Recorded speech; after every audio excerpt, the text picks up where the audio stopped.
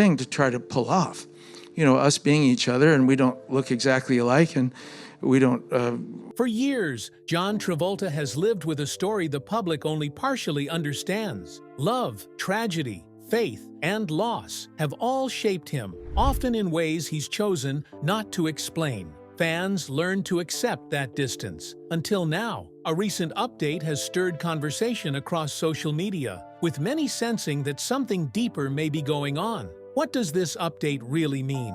And why does it feel like a quiet reflection rather than a simple message? To find the answers, you have to look at the journey that led him here, the childhood that shaped everything. John Travolta didn't just stumble into acting, he was born into it. Long before the lights, the cameras, and the fame, performing was already part of his everyday life. His mother was a drama teacher, and she was the one who showed him how it all worked, how to stand on stage, how to move, how to respect the craft. Stage manners weren't something he had to learn later. They were taught at home, like basic life skills. Growing up as the youngest of 6 kids, John had the perfect training ground. The Travolta basement wasn't just a basement, it was a theater. Every single day, John and his siblings were down there putting on shows, lip-syncing to records, writing their own little plays, and performing like it was opening night on Broadway. Their parents sat in the front row, night after night, acting as the most loyal audience a kid could ever have. That constant practice made one thing clear early on. This wasn't a phase for John. This was his future. So when the time came, he made a bold move. Travolta dropped out of high school to chase acting full-time. Most of his friends didn't understand it, but his parents did. They had watched his talent grow for years in that basement theater. And when he said he wanted to make acting his life, they didn't hesitate. He had their full support. But the road to stardom didn't start on the big screen. It started on stage. In 1972, Travolta landed his first professional role in an off-Broadway show called Rain. It was small, but it was real, and it proved he could do this for a living. Not long after that, he went after a role that would later define his career, Grease. At first, he didn't get it. He was rejected. But instead of walking away, he came back, auditioned again, and this time he made it in. Not as the lead, though. He joined the touring production playing a supporting character named Duty, while quietly dreaming of something bigger. He loved the show,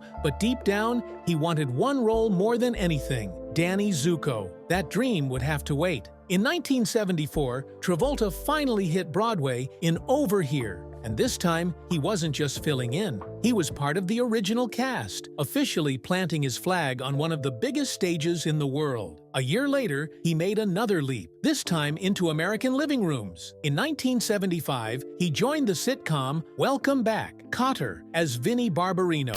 And almost overnight, he became the standout star of the show. The character was loud, funny, and unforgettable, and audiences loved him. But behind the scenes, his biggest critic was also his biggest supporter, his mom. She worried the role would typecast him, that people would only see him as a dumb New York kid with an accent and nothing more. As an acting teacher, she'd seen careers stall out that way before, and she didn't want that future for her son. History, of course, proved her wrong. That role didn't limit John Travolta. It launched him. The same year Welcome Back, Kotter took off. Travolta's life changed in another way. He was introduced to the Church of Scientology through Yvonne Gillam, an Australian woman who had moved to Los Angeles to recruit celebrities. During their sessions, she recorded their conversations without his knowledge, filing his personal thoughts away with the church. Still, they became close friends, and her death in 1978 from a brain tumor became one of the first major losses Travolta experienced in his adult life.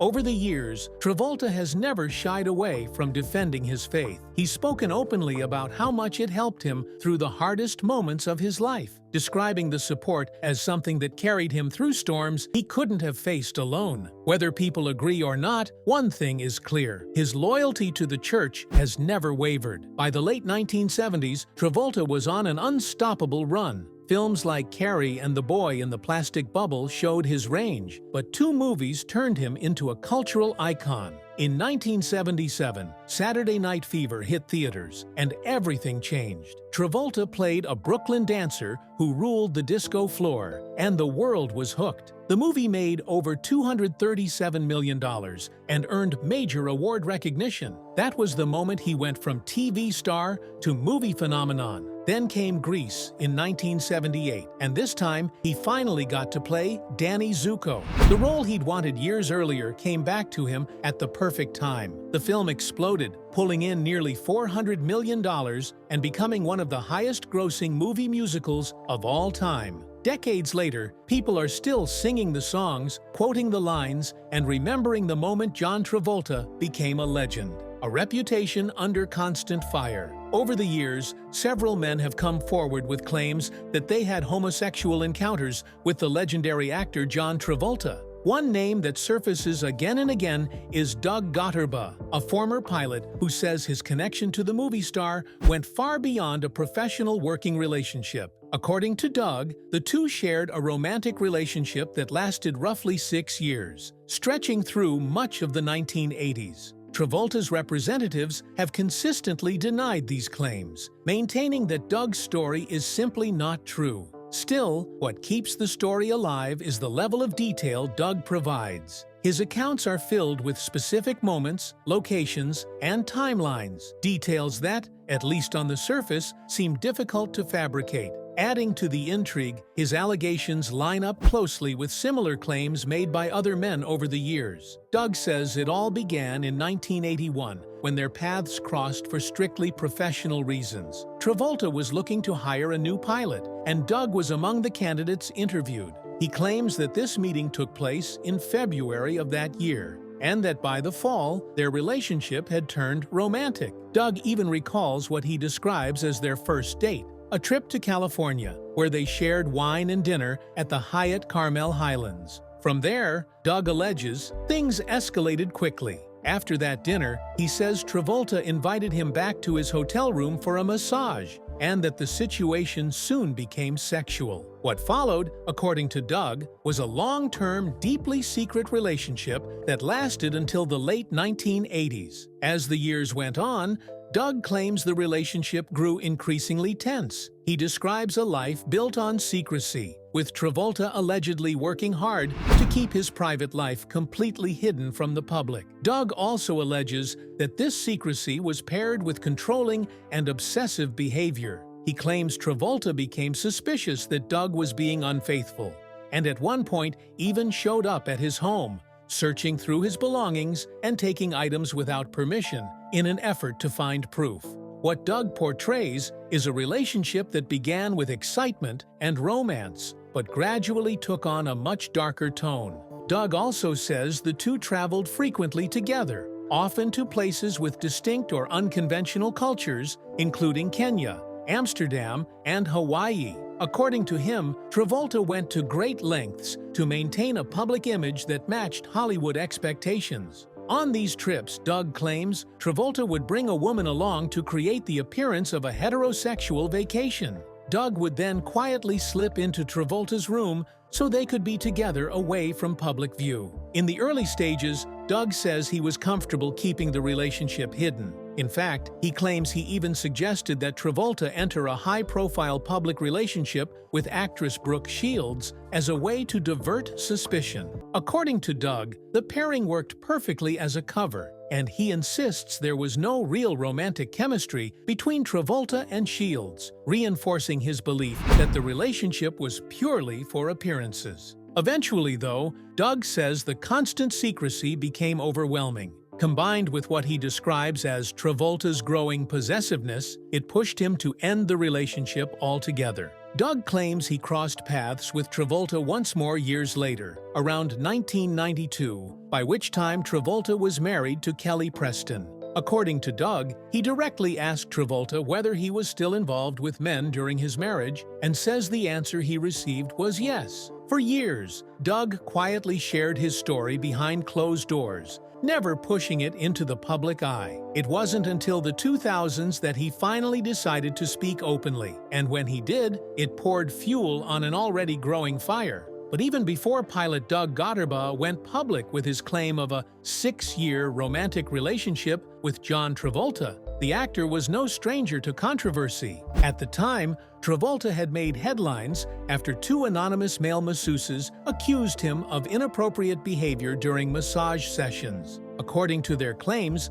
the actor had crossed professional boundaries and fondled them. One of those allegations, however, quickly unraveled. The first masseuse later withdrew his accusation after Travolta's legal team presented a strong alibi, suggesting the actor could not have been at the location where the incident was said to have occurred. When Doug Gotterba later stepped forward with his own story, Travolta's team wasted no time reminding the public of that earlier accusation, the one that had fallen apart under scrutiny. From their perspective, the pattern was clear. They argued that Travolta was the target of a long-running and coordinated attempt to damage his reputation by portraying him as a closeted gay man. According to his camp, the actor had always been heterosexual, and these stories were nothing more than fabrications. But the narrative surrounding Travolta didn't begin with Gotterba. Years earlier, another man had already made similar claims, setting the stage for everything that followed. That man was Paul Baresi, a former porn star who first came forward in 1990. Baresi claimed he and Travolta had been involved in a secret romantic relationship that lasted 2 years. If his account were true, it would place his alleged affair squarely within the same period Doug Gotterba says he was involved with Travolta. That overlap raised eyebrows and fueled speculation, especially since Gotterba had described Travolta as intensely suspicious and fearful of being cheated on himself. According to Baresi, his relationship with Travolta began in an unexpected place, a gay bathhouse. He claimed Travolta noticed him there, possibly recognizing him from his work in adult films, which Baresi had both acted in and directed. Baresi said Travolta approached him, and the two allegedly spent much of that night together, having sex multiple times. What started as a single encounter, Baresi claimed, grew into a relationship that lasted 2 years. Like other accounts, Baresi's story didn't end on a happy note. He alleged that over time,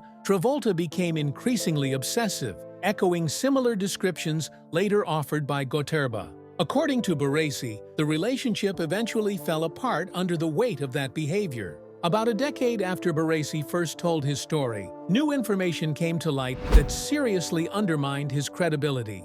It emerged that he had performed questionable work for a celebrity attorney, a revelation that caused many people to doubt his motives. Public opinion quickly turned against him, and under intense pressure and harassment, Baresi formally retracted his claims. Later, Baresi would say that the retraction wasn't genuine. He insisted he only backed down to escape the relentless scrutiny and stress. To this day, he maintains that his original story was true, and that he did have a 2-year relationship with Travolta in the 1980s. Still, the damage was done. The retraction permanently weakened Baresi's standing in the public eye. Travolta's team has consistently pointed to him as an example of someone willing to invent stories for attention, using his case to argue that the accusations against the actor are part of a broader pattern of false claims rather than evidence of a hidden truth. By 2012, the pressure surrounding John Travolta had reached a boiling point. At that stage, 7 men had already publicly accused the actor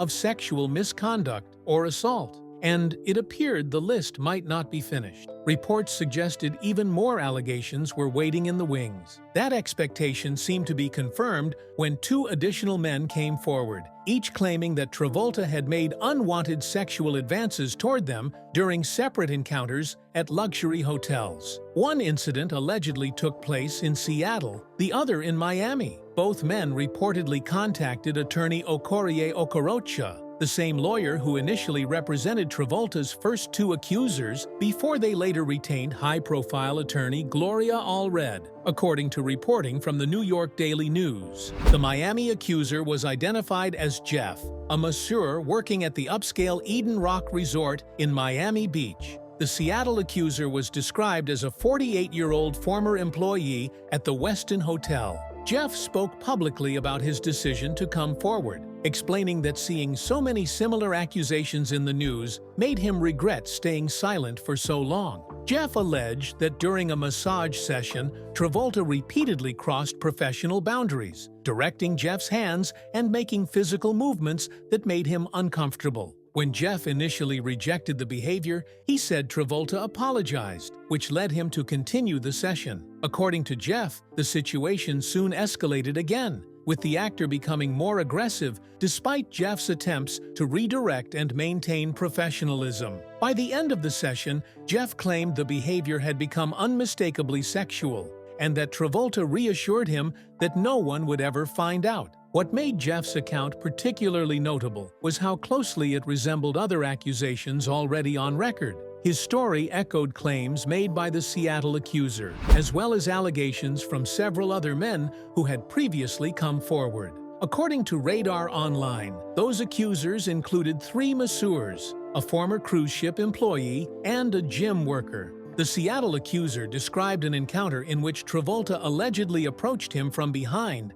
and made an explicit sexual advance. After rejecting him, the man claimed Travolta offered him money in exchange for sex, an offer he said he refused outright. As the stories piled up, a clear pattern seemed to emerge in the public narrative, with accusers describing similar behavior across different cities and professions. Still, Travolta's legal team stood firm. His attorney categorically denied every allegation, dismissing them all as false and describing the claims as completely absurd. Then, in 2017, a serious criminal complaint resurfaced with Travolta's name attached to it, pulling the actor back into this controversy. A 21-year-old male masseur accused the Pulp Fiction star of sexual battery, and this time, the details were laid out in a police report obtained by Radar Online.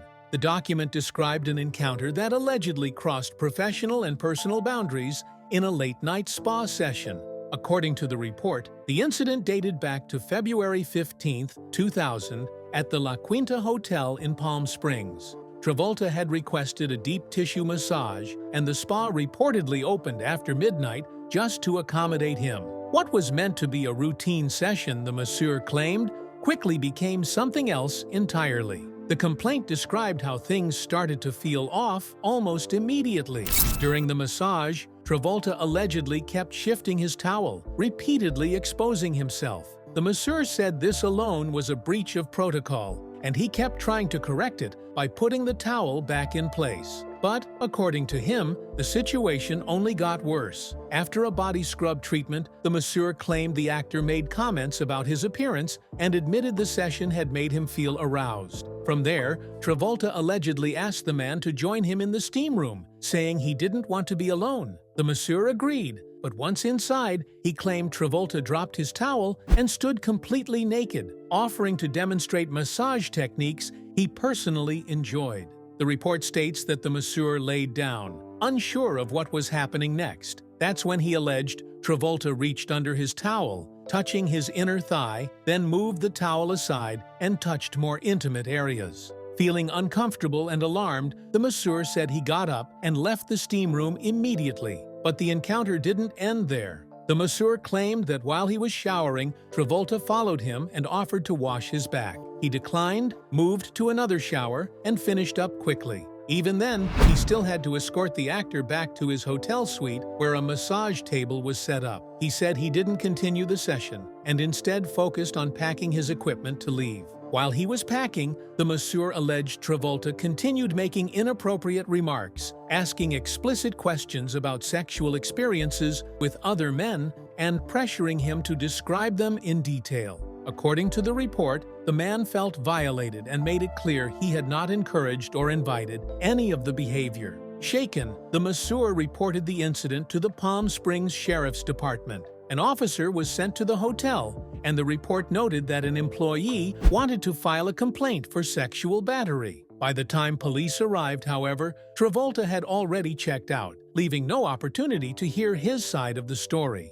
In the end, the case didn't move forward. The officer concluded that the allegations didn't meet the legal standard for sexual battery because there were no witnesses and no physical evidence to support the claims. With nothing to corroborate the story, the case was officially closed as unfounded, and the masseur was advised to pursue the matter through civil court if he chose to continue. What made the story more complicated was what surfaced later. In private diaries reviewed by Radar Online, Jonathan Crane, Travolta's former manager and longtime fixer, described what he claimed happened behind the scenes. Crane wrote that he urged Travolta to leave the hotel immediately while he handled the situation with staff. According to him, he convinced the hotel and police that it was all a misunderstanding and worked to shut down both criminal and civil action. No charges were ever filed. To this day, the full truth remains unclear. But over time, several former Scientologists have spoken out, painting a different picture of the actor's private life. Karen de la Carrière, a former high-ranking Scientology executive and one-time friend of Travolta, described him as someone who enjoyed risky behavior behind closed doors. Her husband, Jeffrey Augustine, went even further, claiming Travolta allegedly used Scientology's internal systems as a kind of personal protection when scandals arose. Fans are asking questions after the latest John Travolta update. The story of John Travolta and Kelly Preston didn't begin with a grand Hollywood moment. It started quietly in 1987 on the set of The Experts, where Travolta met the actress who would later become the love of his life. At the time, it was just another film, another connection. But sometimes, the most important relationships take time to reveal themselves. 4 years later, in 1991, that early spark turned into a lifelong commitment. After years of dating, the couple chose to marry far from the Hollywood spotlight. They flew to France for a romantic ceremony, officiated by a Scientologist minister. It felt intimate, meaningful, and perfect until they returned home and discovered the wedding wasn't legally recognized in the United States. So, just days later, they did it all over again, this time making it official. It was an early reminder that even fairy tale romances can come with unexpected twists. In an industry famous for fast-burning relationships, Travolta and Preston stood out. Both were successful, both understood the pressures of fame, and yet their bond only grew stronger with time. What they shared wasn't just chemistry, it was partnership. For nearly 3 decades, they were known as one of Hollywood's most solid and genuinely affectionate couples. Together, they built a family. Their son Jett was born in 1992. Followed by their daughter, Ella Blue, in 2000, and later, their youngest son, Benjamin, in 2010. From the outside, it looked like a full, happy life. Privately, however, the family faced challenges few people knew about. Jett was autistic and had suffered Kawasaki disease as an infant. He also lived with a long history of seizures, something the family handled quietly and protectively. In January 2009, the Travoltas traveled to the Bahamas for what was meant to be a peaceful family vacation, a chance to rest and recharge. Instead, their lives changed forever. While at their vacation home, Jett suffered a severe seizure, fell, and struck his head on the bathtub. He was pronounced dead shortly afterward. He was just 16 years old. The loss was devastating, but shockingly, the family was not given the space to grieve in private. In the months that followed, people Travolta believed he could trust allegedly attempted to extort money from him, using his son's death as leverage. According to CBS News, this was the period when Travolta publicly acknowledged Jett's autism as part of an extortion case involving demands of $25 million. A BC News later reported that Travolta testified a Bahamian medic had threatened to falsely claim the actor was responsible for his son's death. The case was eventually dismissed, not because the pain had eased, but because Travolta could not bring himself to testify again. Years later, Kelly Preston spoke openly about Jett's condition during an appearance on The Doctors, later reported by Us Weekly. She shared her personal belief that a combination of factors may have contributed to his autism, including illness during pregnancy, complications during labor, antibiotic use, and Jett's early medical struggles. Medical experts, including those cited by the Mayo Clinic, continue to say autism is largely genetic, though research into environmental factors is ongoing. As if the grief itself weren't enough, the media scrutiny became relentless. Headlines questioned Travolta's parenting, speculated about his decisions, and debated why the family had chosen privacy over publicity. Then, years later, the coverage took an even darker turn. A decade after Jett's death, a report claimed Travolta attempted to revive his son in the back of an ambulance using a Scientology ritual. The claim came from a former Scientologist and described something known as a bring back to life assist, a belief involving calling the spirit back into the body.